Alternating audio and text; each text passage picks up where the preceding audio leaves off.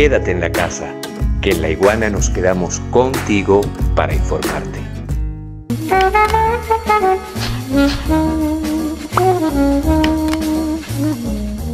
Pero aquí tenemos, para poder realmente entender lo que está pasando, yo les voy a pedir que me acompañen a un recorrido histórico preparado por nuestro equipo de investigación. Estamos en el 2011, no lo olvidemos, estamos en el 2011. Cuando Chávez decide repatriar las reservas de oro, cuando Chávez decide también retirar las divisas depositadas en Estados Unidos y en Europa, decide al mismo tiempo consignarlas en el Banco Central de Venezuela, pero también en bancos en Rusia, en China, en India, en Brasil y en Sudáfrica. ¿Por qué China, Rusia, India, Brasil y Sudáfrica? Porque son los países del BRIC y de los mercados emergentes. Recordamos también que ese Brasil no es el mismo Brasil actual de Bolsonaro, quien tiene ya 374.898 infectados por la desidia de Bolsonaro y tiene ya 23.473 fallecidos. No, señor. Este era el Brasil de Lula, de Dilma, un aliado como pocos de la República Bolivariana de Venezuela. Chávez recelaba de la solvencia del sector bancario occidental amenazado por la crisis económica por venir. Y fue así.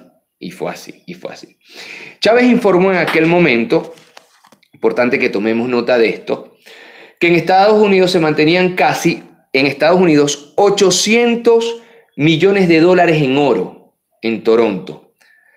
Canadá se encontraban 381 millones y en Francia 184 millones de dólares. Lo repito, en Estados Unidos 800 millones de dólares en oro. En Toronto, Canadá, 381 millones de dólares y en Francia 184 millones de dólares. En ese momento, Chávez lanzó una pregunta que nosotros queremos replantear hoy día. ¿Hasta cuándo los países del sur vamos a financiar el desarrollo de los países del norte? Y remató Chávez en aquel momento: es el imperialismo económico. No entender estas fechas y no entender estas jugadas políticas y financieras realizadas por Hugo Rafael Chávez Frías en aquel momento quiere decir no entender lo que está pasando hoy día. Y abuso yo de vuestra paciencia para seguir en este recorrido de datos, de cifras, de fechas. En ese momento, las reservas en efectivo, instrumentos negociables, estaban depositados en el Reino Unido en un 17.90%, en Panamá en un 0.67%, en Estados Unidos, oído al tambor, en un 11.31%, en Alemania en un 0.68%, en Francia las reservas en efectivos e instrumentos negociables estaban depositados en un 6.48% y en Suiza en un 59.17%. Y el oro, tomemos nota, y el oro estaba depositado en las siguientes entidades bancarias: JP Morgan, Chase & Company, Berkeley, Standard Chartered, Bank of Nova Scotia. La mayor parte, 99 toneladas de oro, se encontraba en bancos británicos desde 1980. Ajá, ya estamos entendiendo entonces cuáles son los orígenes históricos de los hechos que hoy estamos abordando. Yo lo repito, la mayor parte, es decir, 99 toneladas de oro, se encontraban en bancos británicos desde 1980. Este dato es fundamental para entender de qué estamos hablando. Es por ello que la decisión de Chávez obedecía a aprender de la experiencia de Irán, recuerdan ustedes, el bloqueo a Irán, Libia, Egipto y Túnez.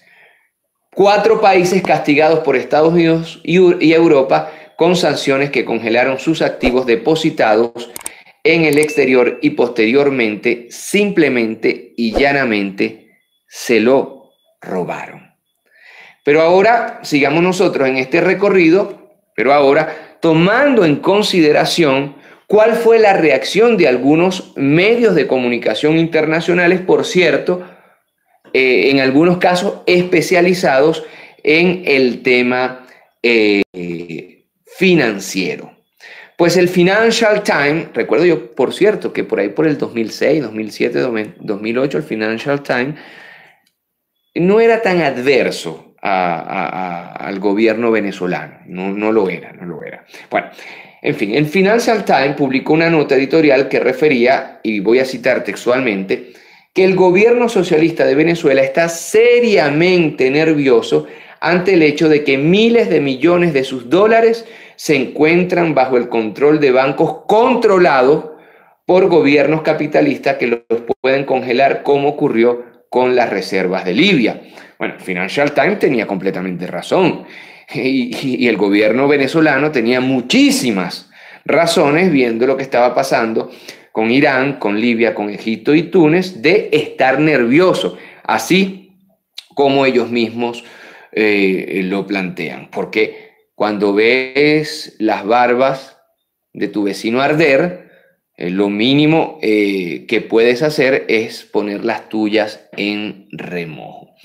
Para ese año, recordemos que estamos en el 2011, la postura de la oposición también es importante entender cuál fue la postura de la oposición en ese momento. Ellos optaron por no posicionar a Hugo Chávez como estratega y visionario al hacer este movimiento, al retirar el oro y las cuentas bancarias en dólares, euros de varios países del mundo.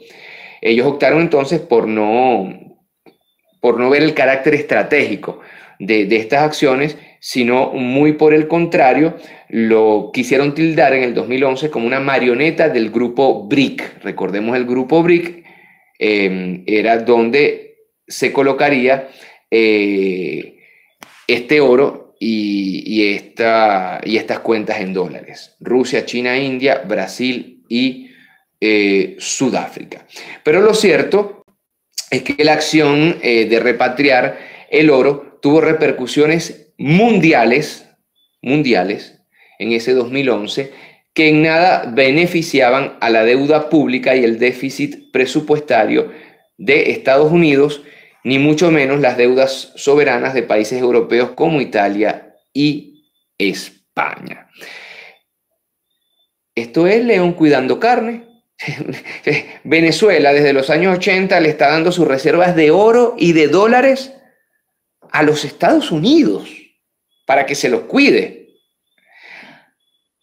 al Reino Británico, a Inglaterra para que se los cuide, a Suiza,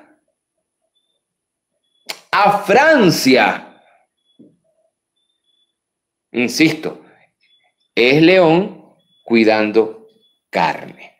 El desacato a la petición del cliente venezolano al Banco de Inglaterra ha durado casi ya una década. De hecho, el Wall Street Journal informó en 2011 que el Banco de Inglaterra recibió una petición del gobierno venezolano para transferir 97 toneladas de oro al Banco Central de Venezuela. Estamos en 2020, 9 años,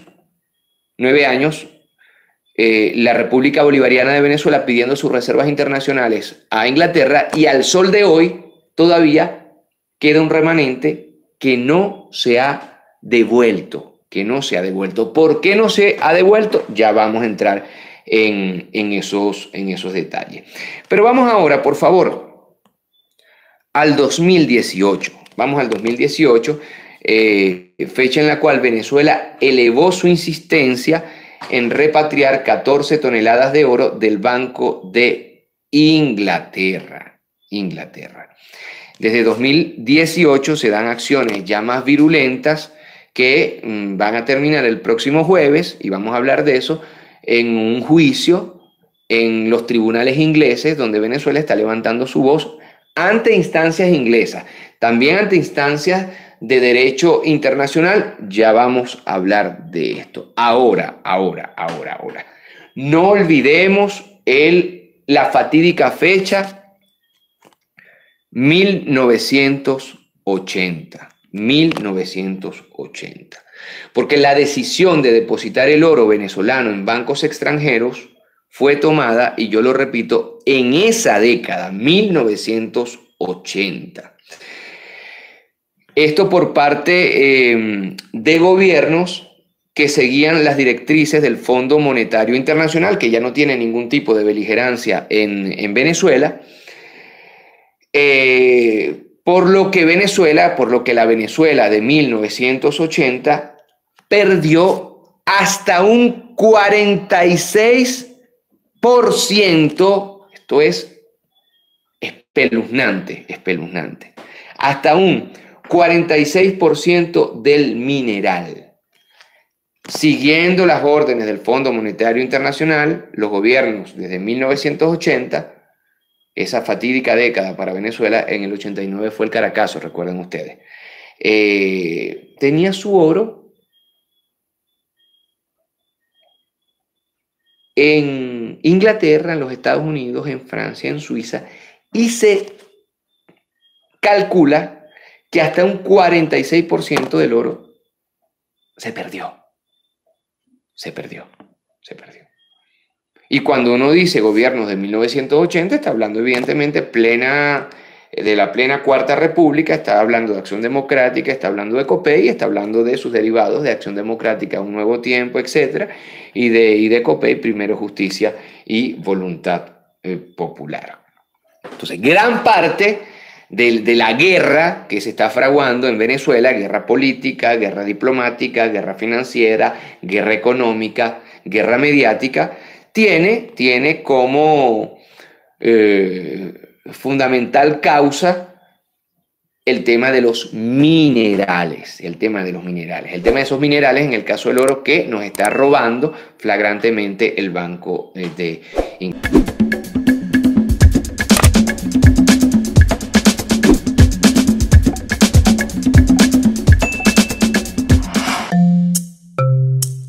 Laiguana.tv, la verdad hecha tendencia.